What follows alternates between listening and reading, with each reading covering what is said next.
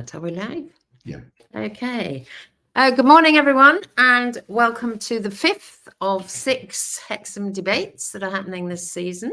And the speaker that we have today is Dr. Julia Cooper, but I will introduce her in a moment. So if you're new to Hexham debates, you can always watch them on the website afterwards if you'd like to revisit them, and also through Hexham TV. And we are going to be talking about food and food production systems today, which of course is really, really important. So the format is that Dr. Julia Cooper will speak for half an hour, and then we'll have questions. So please post throughout Julia's talk any questions that you have in the chat. Welcome and thank you to Dr. Julia Cooper for agreeing to talk. Julia is the head of research at a charity which is the Organic Research Centre, and she leads research into relating to the diversification of cropping systems as a key component of agroecological production systems. And so don't panic, they will be explained to you in the talk, but actually these systems are really, really important.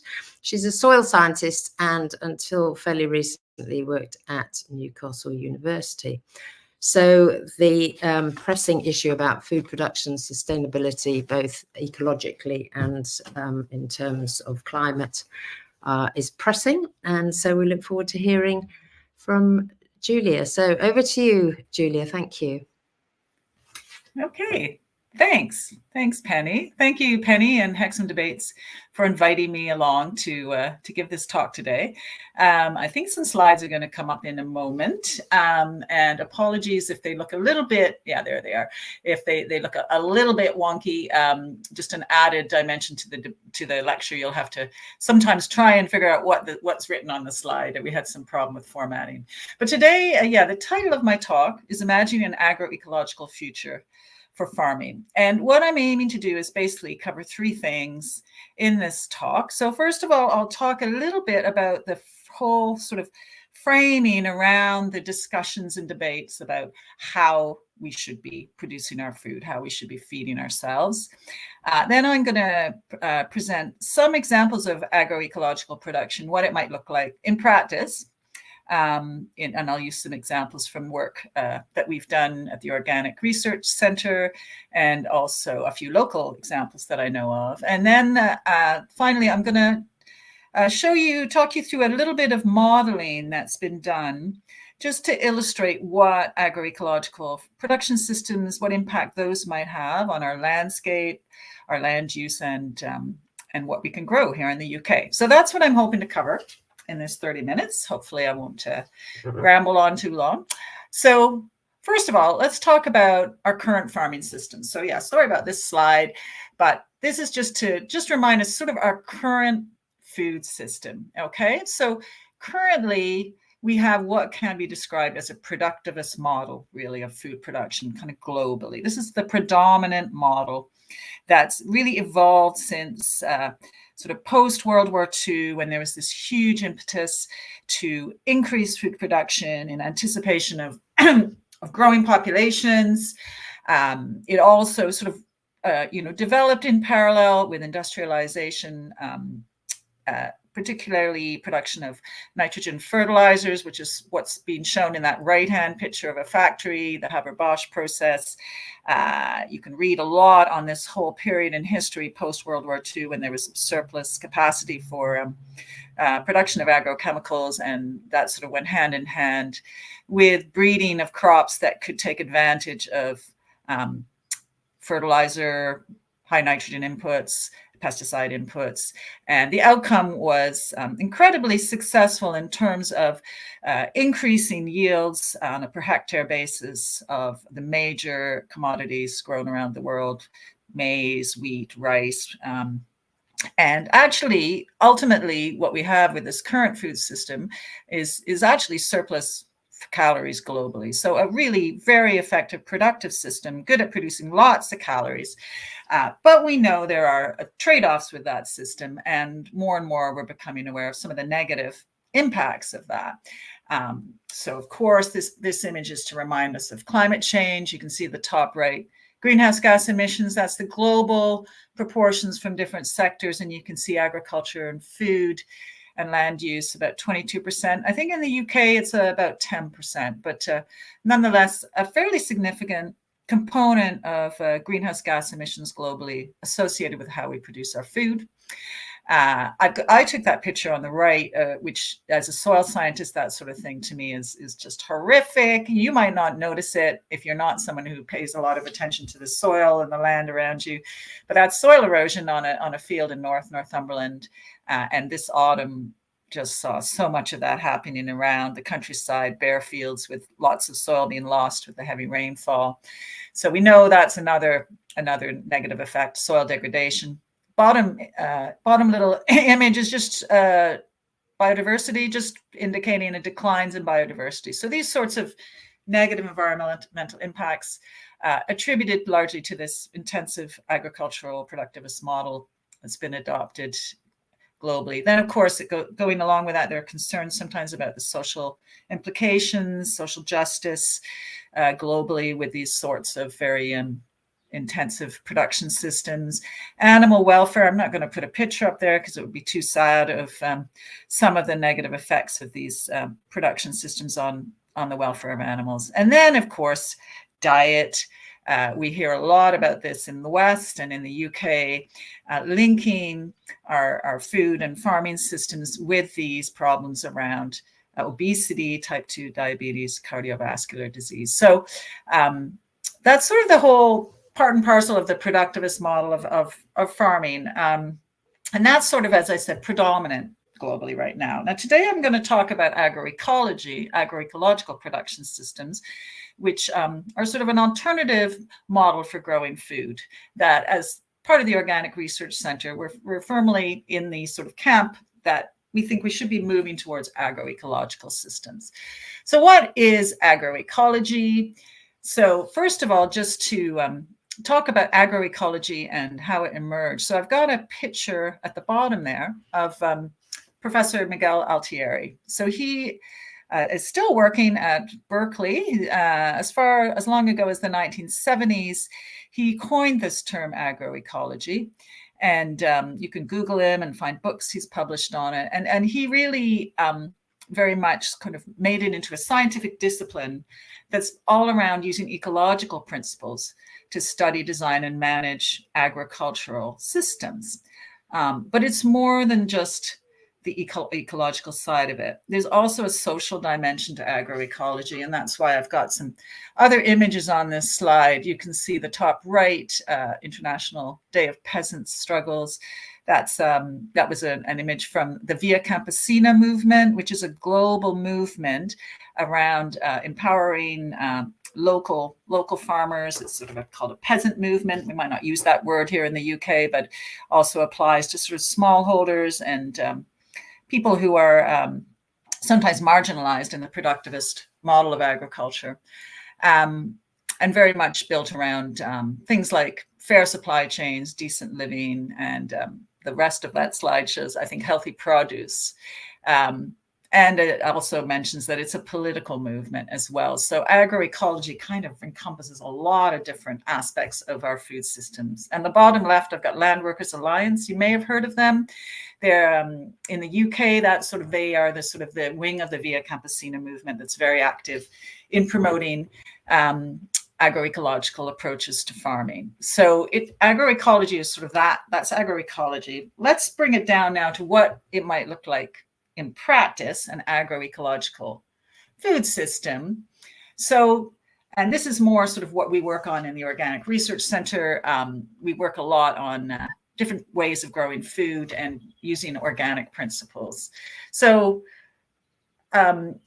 we would, first of all, you're going to have cropping systems more diversified. And in this slide, I've mentioned in time. So when I say that, I mean crop rotations, basically. So over, over a production cycle. Your production cycle would be longer probably, and you'd have more different crops in it. So, you know, the classic sort of arable crop rotation that a lot of farmers in the UK currently use, and there's many reasons for that, so not blaming farmers for it, but it's often the most profitable currently, is to grow wheat, maybe wheat again, barley, maybe oilseed rape, and then back to wheat again. Something like that is the sort of the most intensive arable rotation, becoming a little more diversified now with the sustainable farming incentive, but nonetheless fairly kind of focused on arable crops. So the rotations in agroecological systems will be more diversified. And then, of course, if you look at a landscape, that means you're going to see a more of a patchwork of different crops growing. Less use of external inputs, more focus on enhanced biological processes like organic matter turnover, nitrogen fixation, etc. And then at the bottom, again, obscured a little bit in the slide, things like integrating livestock, really important to have animals in these systems. And acknowledging it may be less productive in the conventional way of measuring productivity in terms of a single crop's yield in a given year. But there is an acknowledgement that when you look at multiple ecosystem services from the land and looking over long-term rotational scale can be very productive and positive. And at the bottom there, it says could be organic, or it's dropped off the bottom. But the other word I've put there is regenerative, which you might have heard of. So could be organic or regenerative, but not necessarily branded that way. So I want to just talk for a minute about this whole debate around how we grow food and food systems. And it's a very contested topic area, right? And I've found it quite helpful, especially since I moved to working at Organic Research Center, to read a lot around the different sort of narratives and paradigms that sort of frame our view of how we should be growing food. And I've come across this term called eco-modernism.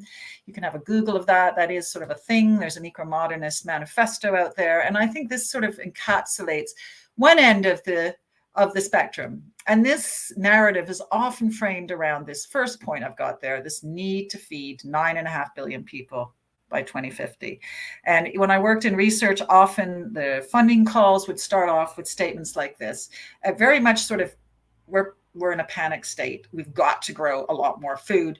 Therefore, we need, and then it'll be followed by, therefore, we need GM crops. Therefore, we need better pesticides. Therefore, we need precision agriculture, etc. So that's kind of quite a common framing, this need to feed lots of people. Along with that goes this assumption that everyone in this, future world is going to be eating this very high calorific Western diet, which means demand for meat is going to go up, or if not real meat, maybe some kind of meat substitute, something synthetic. And along with this eco-modernist view is that science and technology can solve this problem. We just need more of it, and we can just use science and technology to address this challenge. And it goes along with this paradigm of sustainable intensification, which you may have heard of as well, which is the idea that we can grow more food on less land while minimizing environmental impacts. So that's sort of what's the aspiration of sustainable intensification, if you ever hear that phrase. And this is linked to what's known as land sparing. So the idea that by doing that, by sustainably intensifying on the best land, growing lots and lots of food intensively, will free up lots of other land in the landscape to go back to nature. So that's a whole sort of paradigm viewpoint, right, that a lot of people subscribe to. On the other side, you have this, I've used this phrase, local agrarianism, which comes from a book by Chris Smage that I'll mention in a minute, and very much more sort of the agroecological end of the spectrum, where we might acknowledge that populations are growing, but there is actually going to be a plateau and then a decline actually later this century. And fundamental to this paradigm is the idea that we can use dietary change to drive change to agroecological food systems. It's not about eliminating meat, which you will hear often on both sort of ends of the spectrum, but less meat, less but better is often a phrase used, more pulses. And also really built around agricultural communities and local knowledge can be used to radically change our food system along with science. So not anti-science, but kind of bringing along local communities in sort of a just transition. The very bottom point, I think, says land sharing. So that's the sort of ecological kind of two ends of the spectrum, which if you've studied ecology and wildlife conservation at all, you know, this sort of land sparing, land sharing is a very common debate. So I'm not actually a fan of polarization in any discussion, but I have found those framings quite useful. And especially when you look at the public discourse and what's going on in the agricultural and food system discussions publicly, particularly on social media, which tends to amplify some of these polarized views, sadly. So I've just made this little image to show you those two ends of the spectrum. I've put agroecology, regenerative actually in the middle, because I think in practice, it's not so polarized probably. And in practice, you know, some of those aspects of the local agrarian viewpoint might be picked up in regenerative or agroecological and some of the eco-modernist ones. Along the bottom, I've put a few books that have really been interesting, and I encourage people to read all of them. I've read 4 of the 5. I haven't got to Wilding yet. George Monbiot's book, Regenesis, very controversial in the agricultural world when it came out a year or so ago, particularly for the views on animals and livestock, which he continues to really vocalize in his you know, in his social media and editorials and stuff. And I have a lot of time for George Monbiot and on many topics, but this one I'm not sure, I'm not quite 100% on board with him, especially the suggestion that we can microbially produce these kind of microbial alternatives to meat. At other end of the spectrum, you got Say No to a Farm-Free Future, which was Chris Smage's kind of rebuttal to Regenesis, well worth a read. And then that Meat, a Benign Extravagance has been out for quite some time. And I really like that book. That's really explains why animals are such an important and efficient part of food systems if they're used for what they're really designed for, which is this concept of what we call default meat. And I'll maybe talk about default meat a little bit more in a minute, but this idea that we're primarily growing food to feed people, but we do have a role for animals in consuming those foods that people can't eat, including waste products and, of course, grass, which we grow a lot of in the UK. So that was kind of my whole framing of the discussion.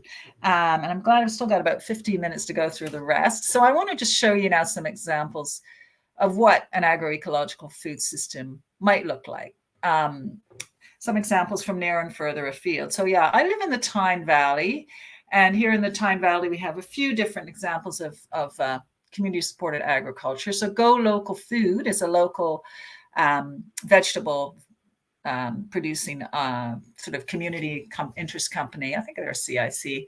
Membership driven, lots of involvement of members in the production of the food, fair prices, low input production methods, providing vegetables for their members.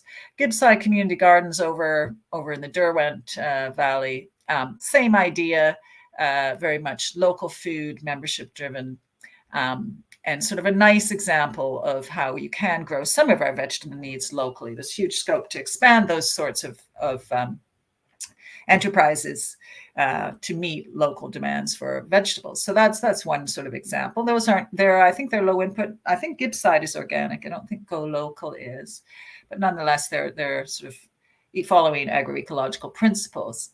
Larger scale, something I do quite a bit of work on within Organic Research Center, are these new systems of producing cereals, particularly organically, and trying to address this challenge we have in organic farming systems of relying on the plow a lot to control weeds, and acknowledging that every time you plow the land, you do lose some carbon into the atmosphere. So the regenerative farming movement, which some of you might have heard about, adheres very strictly to this principle of not tilling the land. It's hard for organic farmers to meet that principle because of this need for tillage to control weeds. So these living mulch systems are becoming more and more popular, where a clover, which you can see in that picture on the right where we're digging into it a bit, is grown, and then a cereal is drilled into it, which is what you see on the bottom left. That's a wheat crop growing in a cover of clover. And you get these multiple benefits of things like soil cover, nitrogen fixation by the clover, weed suppression, all other benefits, hopefully, if you can get it to work. It's a challenging one, but it is an agroecological way of growing cereals. that's becoming increasingly of interest in the conventional sector as well. I've put that Wild Farmed in the bottom right because Wild Farmed are a company that's really had a big role in promoting these types of systems of this growing wheat within permanent covers. Wild Farmed isn't an organic product, not certified organic, but they do require their producers to use much lower levels of fertilizers, no pesticides. I don't believe they allow any herbicides, maybe a bit of glyphosate once in a while, but very much on that journey towards agroecological systems. So that's sort of an example of some stuff going on around cereal that we work with. Agroforestry is really getting huge, and Organic Research Center was one of the pioneers in agroforestry research probably 15 years ago or so. There's a farm down in Suffolk where they've implemented agroforestry, and it's become quite a model farm. It used to be where we had a base a few years ago. So this idea of more trees and landscapes, really diversifying the landscape, obviously visually, also multiple products from the landscape. So the trees may be used for biomass, they may be fruit trees, nut trees, and also they provide all kinds of benefits to animals, for instance, in this pasture in the Lake District, shade and shelter, that kind of thing. So expect to see more of that in the coming years, because the new Sustainable Farm Incentive in the UK is very much incentivizing farmers to grow more trees in landscapes. So you can see in this picture, the top left is in an arable field at Cockle Park Farm on the University of Newcastle's research farm. They've got some willow and poplar for biomass in an arable field. And on the right, you can see McMarsden at Gibbside farm that I mentioned to earlier, the community supported agriculture farm. And they've got rows of trees, really important at Gibbside, which is in quite a harsh climate, quite high up in Durham County. And they really want the trees there for shelter, microclimate benefits, but there are also trees that will produce fruit and nuts, etc. So that's another thing you might see more of, and it's part of an agroecological transition. Also working along the supply chain. So in order to get these agroecological systems really kind of expanding and really facilitating the transition, we need to look at the markets for those products. So something else we're involved with is working with local grain producers. We're trying to get off the treadmill of buying single varieties of grain from the big seed companies. And so looking at their own what we call populations of cereals.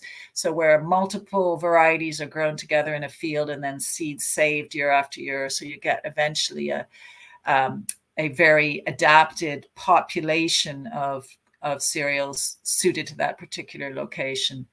And we work with, alongside the UK Grain Lab, which are a great organization that's really working at the local level, trying to support farmers who want to use this alternative model of grain production, and Organic Arable, who's an organic cereal marketing sort of group as well. So, and that's this European project, by the way, called Live Seeding. You can see the logo there. So that's something else that we're doing. And you might see more and more of these heterogeneous populations of wheat growing in fields. And you might wonder, what the heck is that? The bottom left wheat field that isn't all uniform and perfectly the same height and shape and appearance. That's because that's a mixed population. And then, of course, human scale food systems is what this one's about. Just the top you can see locally again in Biker here in Newcastle area.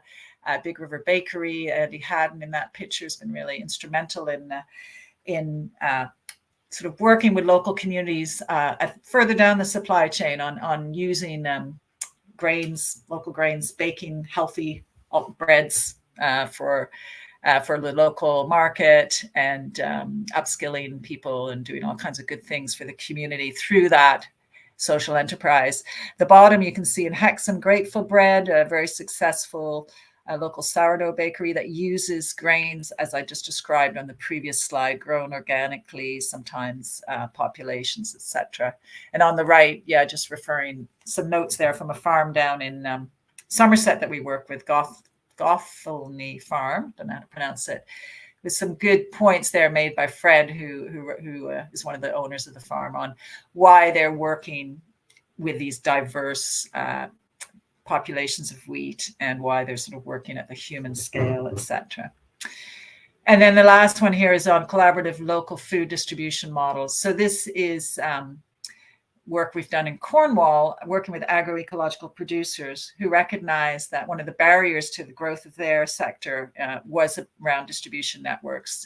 And they recognized that they were all making individual trips here and there to farmers markets and distribution points, and that they could really benefit from collaborating on a network approach to distributing their food. And that's something that's that they're sort of, we're working with them to get support to look at getting vehicles and sort of building these networks to be more efficient and grow the food supply of agroecological food in that part of the world.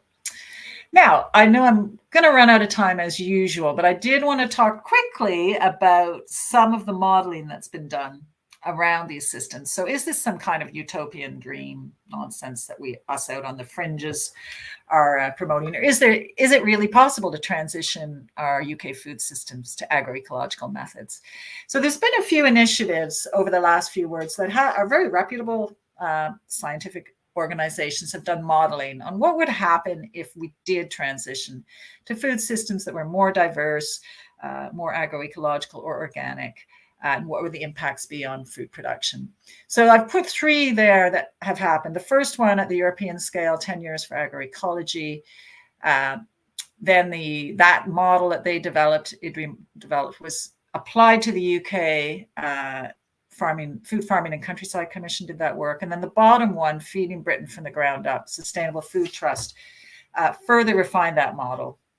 And in all cases, these models are looking at what happens if we have a food system that prioritizes human food rather than food for animals, gets rid of bioenergy crops, reintegrates legumes and pulses, puts livestock back more integrated into crop systems, and then includes livestock in what I call this default meat role. So this role of using animals for what they're really best for in food systems, consuming those byproducts that we can't consume as humans. So I know I'm going to run out of time, so I don't want to bamboozle you with all of this. So maybe I'll just quickly talk about how they did it. So I love this, of course. I used to teach soil science at Newcastle. So I love a good map of the UK showing how the soils vary across the country. That's basically what this shows. The different colors show you how we look at the land in the UK and assign it to different classes in terms of how good it is to grow crops. So the bottom, you can see there, it says grade 1, 2, and 3A. The brown on that diagram is the best land. Grade 3B, dark green, lots of that, not quite so good. You can still grow some crops on that, but probably more livestock grazing on that land. And then 4 and 5, very much the land you can't grow crops on, but you put livestock on. So I'm going to skip a little bit, I think, through the next ones because I realize I'm going to run out of time. I'm not time for questions. But basically, this is just going to shows you how the land use on those different types of land was changed when they modeled these systems to be more about food for human consumption and less food for going directly into feeding animals, particularly pigs and chickens. So I'll just skip over those and show you what it meant for land use. So they did this modeling. Some changes to rotations resulted, some changes in the amounts of animals that we had in our system. And ultimately, what they found when they remodeled the food system to take into account these agroecological principles was that they actually needed less land for agriculture. So if we devote more of our land to feeding people directly, you will free up land for agriculture, which isn't surprising and actually ties in a bit with the eco-modernist viewpoint, but sort of a little less extreme than that, but what some people in that sort of camp might advocate. So you can see on the bottom, on the far right of that bar chart, the dark green bars are showing increase. That's the future model scenarios. More land for nature, more land for woodland. A little bit less in rough pasture and permanent pasture. You can see the next 2 pairs of bars, suggesting that some of that land may be converted into woodland, but not all of it, but some of it. A lot more temporary grassland. So if you see that one on sort of the 1, 2, 3, 4, the 5th one from the right, And that's about rotations of crops where you give longer break periods. And that's what temporary grassland is. So instead of that rotation I mentioned earlier, the wheat, barley, oilseed rape going round and round, within those rotations, you would take a break and have more land in temporary grass. So 3 or 4 years of a temporary grass, then back to wheat, barley, oilseed rape, which is a better way to manage your soil. So other changes you can see there: less cereals, more pulses, etc. And this is showing what it might mean for UK food production. Sorry again about the formatting. Basically, I put some arrows to remind myself what I wanted to highlight there, because you probably can't see those pie charts very well. The top one is showing you what we currently produce in the UK. So this isn't about diets, actually. It's about what we currently produce in the UK from the UK land base, and then what we would if we rejigged our systems to be more agroecological. One take home from those pie charts is that it's not as dramatic as a change as you might expect. But the red arrows, first of all, look at the red arrows. The top size of that wedge of the pie, smaller than the bottom, right? It's actually about twice as big at the bottom, and that's fruit and vegetables.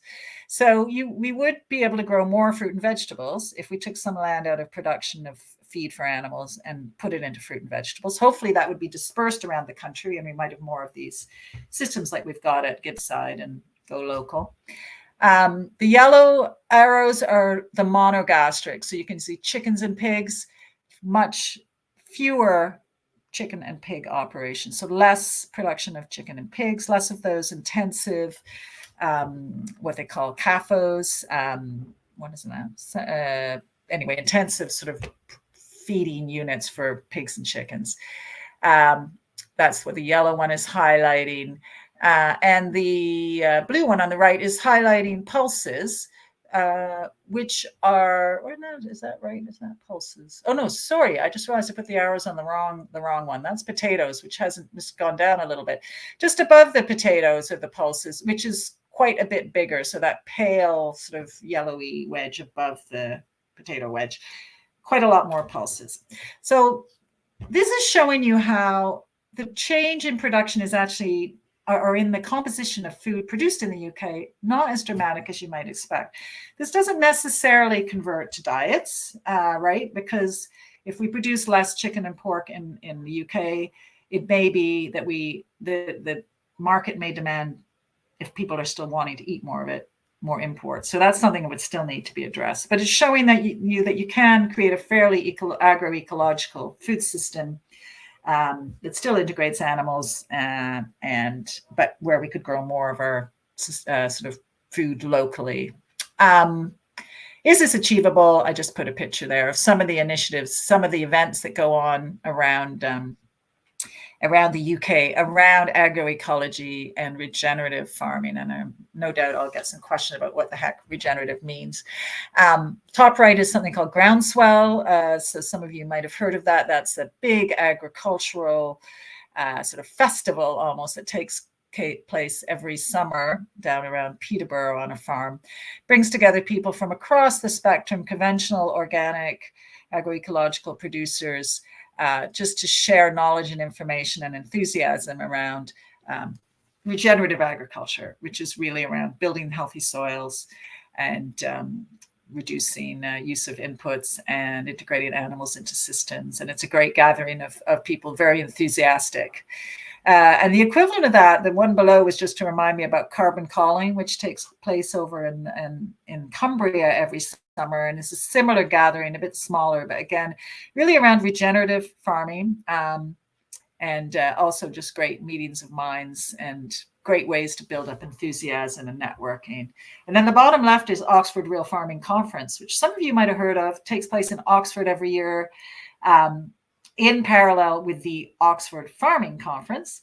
So this is called the Real Farming Conference, and it started years ago as kind of a response to the Oxford Farming Conference, which is sort of your conventional event that the politicians and the leaders of the conventional farming world go to every year. So the Real Farming Conference was kind of the agroecological kind of running side by side as an alternative. But in fact, what's happened is that now you get both of them very big, and you get people that go to both conferences, and it's kind of become a really, again, the first week of January, a great kind of event for bringing together people to talk about these things. And finally, in the north, we have the Northern Real Farming Conference, which has become sort of a not an actual single conference, but a series of events and working groups around issues related to agroecology. So there's lots of good things happening around this agroecological movement, and I'm certainly optimistic that we can transition towards these food systems. So I'll stop there, Penny. See if there's been any questions. Well, thank you so much, Julia. That was absolutely fascinating. And for me, I think it's sort of there are so many elements to this discussion that actually we could tease out. So I'm interested in people's relationship to food and how over years the proportion of people's income that they spend on food has actually gone down quite considerably. So it's about how we regard food, what its function is, whether it is just a way of keeping going no matter what it is that you eat, or is it about a leisure activity? That's your primary engagement with food, is that going out to eat? Is it a nutritional issue? But I think it's very telling that we have a food industry and we have a farming industry. And I think the language around food is really, really key, because it frames it alongside the car industry or whatever it is. So there's and also it's become part of a huge, in my view, rapacious capitalist system. So built into all those production systems are chemical companies, seed companies, landowners making a living out of it, but also a profit. So it's just huge. So thank you for opening that. It is huge. And I went down a lot of rabbit holes thinking about how to do this and give this talk. But yeah, of course, and I didn't use the word neoliberalism in this, but I think it's probably in there as well, on that kind of that eco-modernist sort of view. It's and capitalism. It is ultimately very political as well, and huge. Very interesting and huge, and not an easy nut to crack, but we'll keep trying. Yes. Yeah. So we've got some questions in. So from Wendy, what's your take on the annual Food and Farming Awards highlighted on BBC's The Food Programme?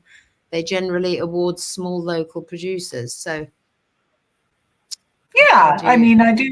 I listen to that often, and I hear that, and it's nice. And often they are sort of farmers that I consider agroecological, sort of. We are working locally and often organic, and creating, products, sort of, sometimes gourmet products, right? Local cheeses, and so I think it's nice. It's nice. I always worry about any of this, the whole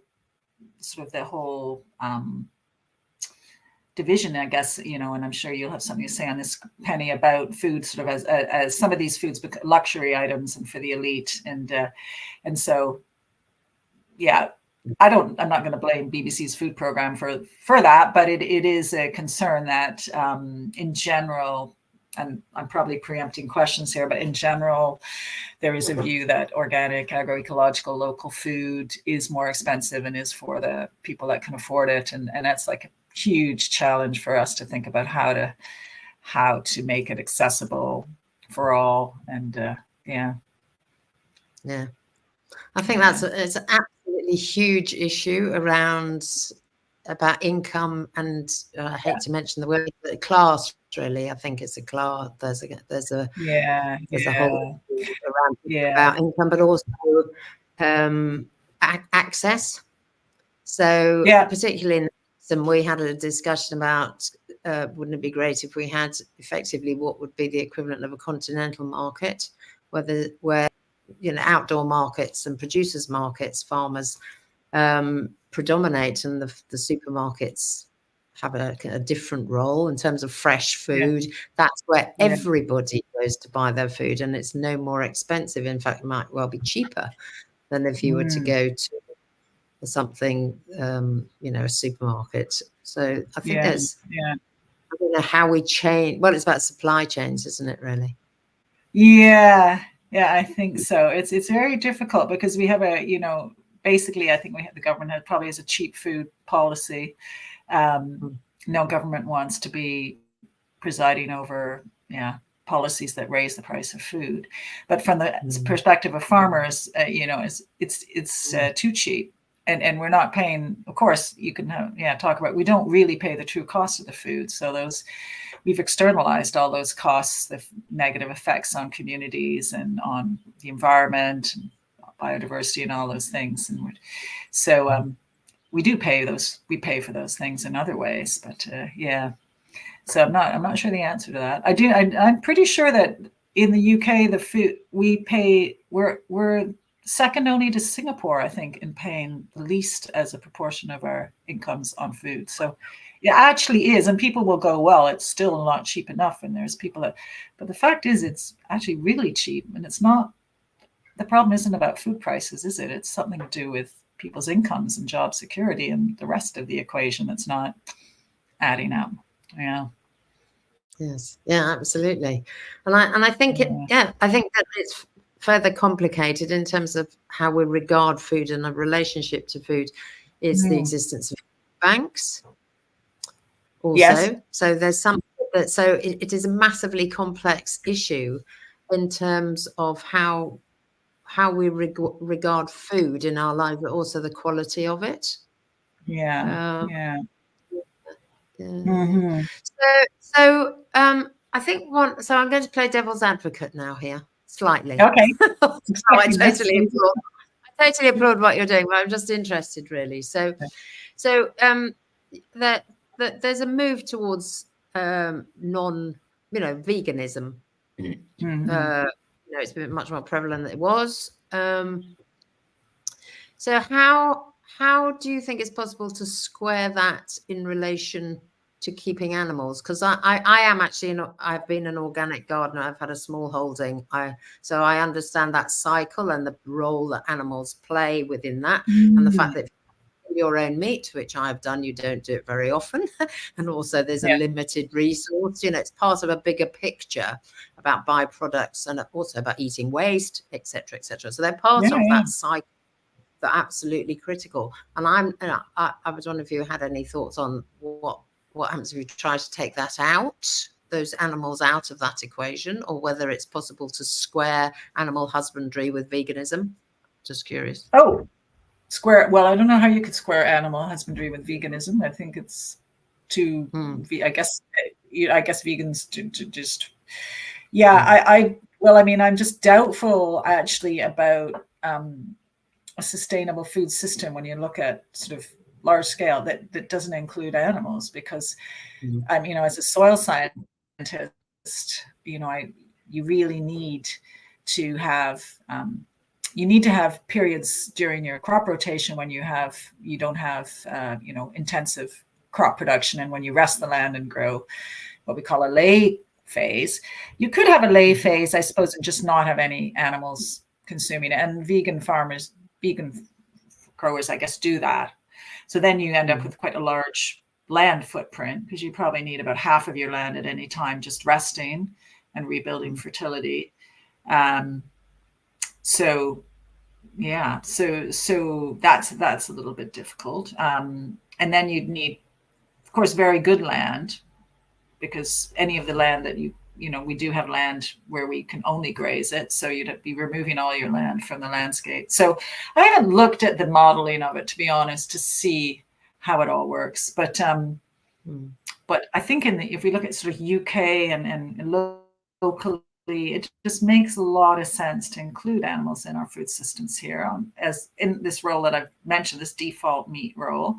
It seems efficient and it makes sense. And I think they get a bad rap in terms of methane emissions, for sure. There's been quite a bit of work done more recently on how we account for methane emissions from ruminants, and how there's a sort of, we need a different metric which they call GWP star, which takes into account the fact that methane doesn't actually last long in the atmosphere. And so if you just have the same number of animals as we've always had, which was sort of this scenario, model scenario I just mentioned at the end of the talk, they assumed just keeping the herd of ruminants in the country stable, you're not actually adding to the net methane emissions, because that methane cycles back to CO2, which cycles back to plants through photosynthesis, which goes back through the cow, and you actually have a separate cycle going on for the ruminants. So I don't know if I've answered what your question was there, but I'm fairly pretty keen on having animals remain in food systems where it makes ecological sense, which it does in a lot of places. Yeah. Okay. So not to mention the cultural value also. Sorry to interrupt. Not to mention their cultural value as well, right? Which often gets forgotten, and diet and wonderful foods we get from them. Yeah. So really valuing them. Yeah. So I'm just interested also in this idea of economies of scale, because that's obviously has driven the food industry. It's a site, and I totally understand why post-war, there were all sorts of innovations in food production that were applauded at the time, and there are a lot of people to feed. And also on the other hand, there's lots of organizations like yours, there's lots of local initiatives going on, there's lots of, there's a big movement on the ground. I keep thinking of Schumacher's, small is beautiful, and that whole thing of things about being sustainable. Then there's the climate, the big climate question around the mass production of food, etc., and moving our food around the world. What do you think it will take to tip that balance so that the lobby of the small producer, or the effectiveness and positive impact of small producers, becomes the favorite instead of factory farm? I think part of it is about the metrics that I just talked about. So how we're assessing sustainability of a system. So there's a bit of a problem when you're only looking at one metric. So definitely global warming potential, greenhouse gas emissions, has become the dominant metric that we're looking at. And sad to say that, if you look at, emissions per kilogram of an industrial chicken, you can do the workings to show that it's very low, but there's all kinds of, as I mentioned earlier, externalized other costs to those systems that don't go into that CO2 emitted per kilogram of chicken. So if we can move towards metrics that really take into account all the dimensions of sustainability, it's not beyond even environmental, and looking at cultural, social, economic. I think when you do that, you do find different systems then come to the fore. So there's something called the Global Farm Metric, which the Sustainable Food Trust is sort of really promoting to be used globally, which has multiple dimensions. I haven't got it in front of me. I think I do actually have it in front of me. It's in the report that I referred to, the modeling report. It has multiple dimensions. Oh yeah, I'm looking at it now. All kinds of dimensions around that includes social, human health. Food quality is becoming a big one, right? So more people are interested in nutrient density. So I think if you look at sort of multiple dimensions of sustainability, it does tip the balance away from the super industrialized systems for sure, towards some of these more integrated, diverse systems of production. Going towards, really small, I don't know. I'm not necessarily suggesting that we need really, that a small holder sort of system is the best. I think you need to look at like a sort of a series of criteria that, within agroecology are spelled out around social justice and, environmental credentials and community and animal welfare, all those things. And there may be a sweet spot in terms of what size of enterprise is best in a given location. It may not be a single smallholder. Maybe it is a bigger enterprise. Yeah. Yeah, it's complex, isn't it? It is Yeah. very complicated, and I certainly don't have all the answers. No, well, no, it's just good to discuss it though. But one of the key things that I'm curious about is coming back to my earlier point, which was about perceptions of food, is around education. Yeah. Because if you're so detached from your food because you buy it in packaged or whatever it is from a supermarket, and this is no criticism of those people who have that relationship with their food, because that's what they're presented with, and they go and buy something and then they eat it. So drilling down to what might be in your food, presumably often only happens when it starts making you ill, or you develop some condition because your food is not good for you.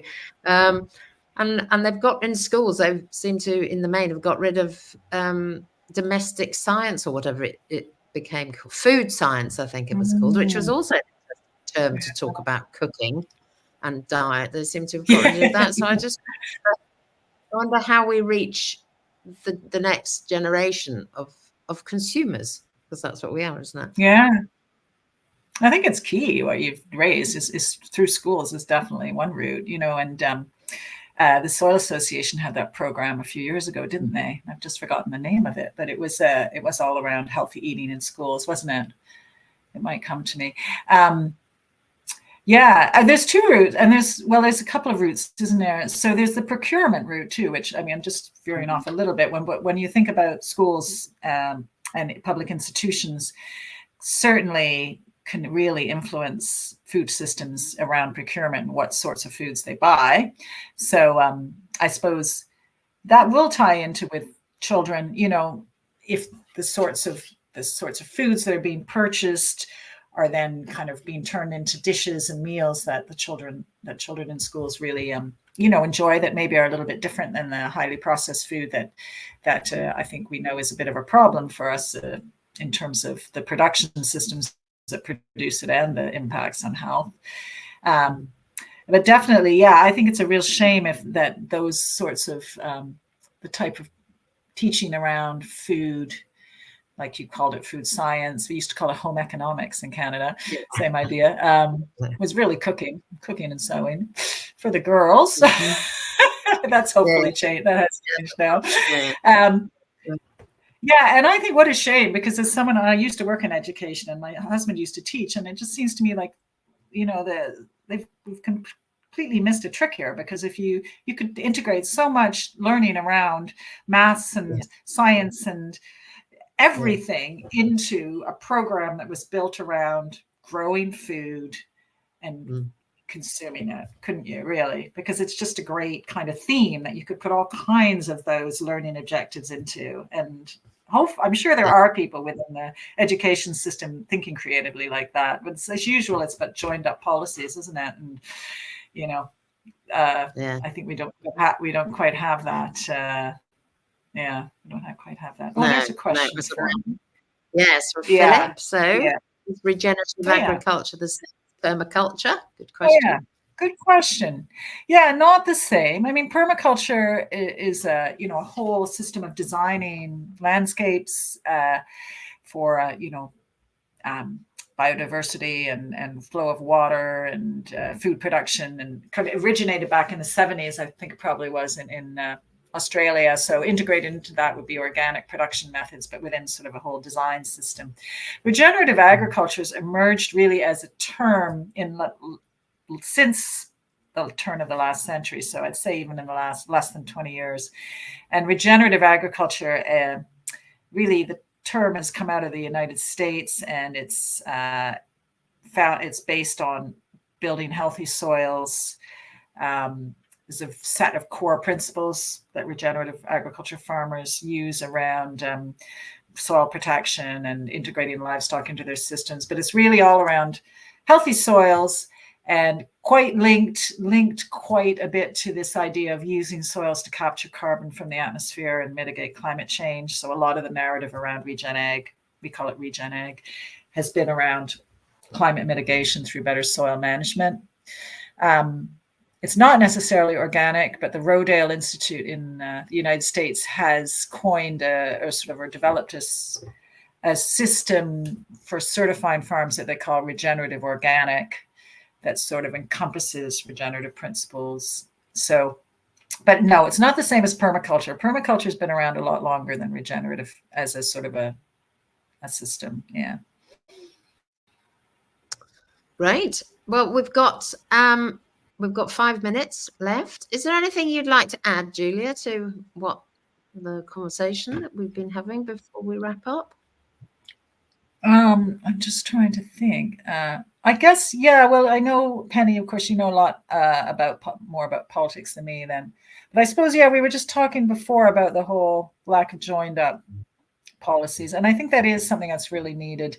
There was a Henry Dimbleby produced a report a few years ago on food and food strategy, and DEFRA adopted a lot of that in 2022, and then since then they've ditched a lot of those recommendations within that national food strategy document. And I think Henry Dimbleby himself is pretty disappointed that all that work that was done has been not really taken up. But I mean, he basically in that report, he was just indicating that through you could meet a lot of policy objectives around the environment and nutrition and the economy through adopting more agroecological approaches to food production. And that, you could, just like we've been suggesting, really hang your policies to meet multiple objectives around a good food strategy. And I think we're kind of missing that at the moment in the UK. And so hopefully with the next government, there'll be a little bit more of a joined up approach to food and farming and health and environment. And that would hopefully, these agroecological methods will then be just the kind of the obvious route to go. Yeah. Well, that was great. Wendy's slipped in under the wire with a question. Oh, what is the debate about farming and using beehives versus encouraging only wild bees for pollen? That's interesting. What is the debate about farming honey using beehives? Wild bees. I don't actually know a lot about that debate. I mean, I know some people who are very pro wild bees are not in favor of honeybees and see them as displacing wild bees, possibly competing with them.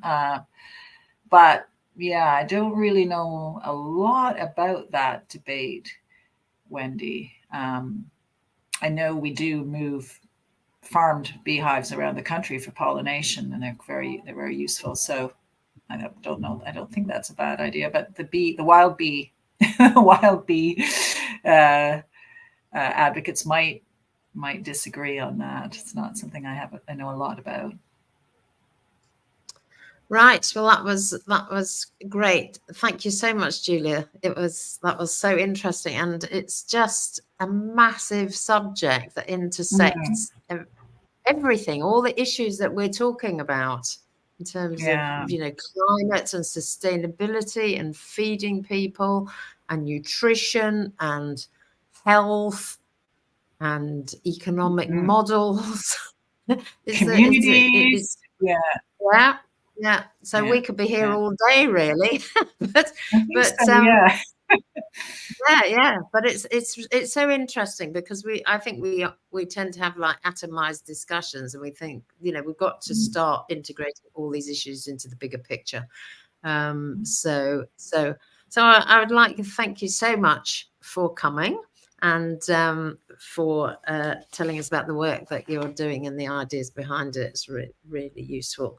I'd just like to let everybody know that so I'm from Tyndale Transformed, who work with the Hexham debates. We run 3 in-person debates that mirror the discussions that are happening online, but the emphasis is on what we can do regionally, locally, and individually. And the next debate is precisely about this subject. It's about the future of food and farming in the region. And it's on the 1st of June at 11 o'clock at St Mary's Church Hall on Hencoats in Hexham. That information is also on the Hexham Debates website and also the Tyndale Transformed website. And the next Hexham debate online is on the 15th of June and it's catchily called Getting Aggressive About Peace.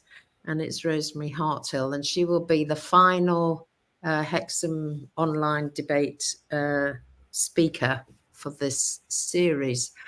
So once again, thanks to Julia. Also thanks to Pete Wood, who is Hexham TV, who is responsible for the streaming of this. So please sign up to Hexham TV. He's just writing me a note.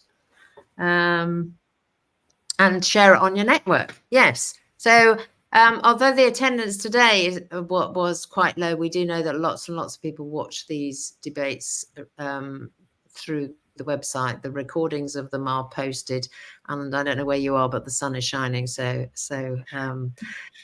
we need to keep this discussion alive. It's really, really important. So please come along on the 1st of June if you're local. And I think that's us for today. So have a nice Saturday and weekend, and think carefully about your food when you buy it and eat it. Thank you very much.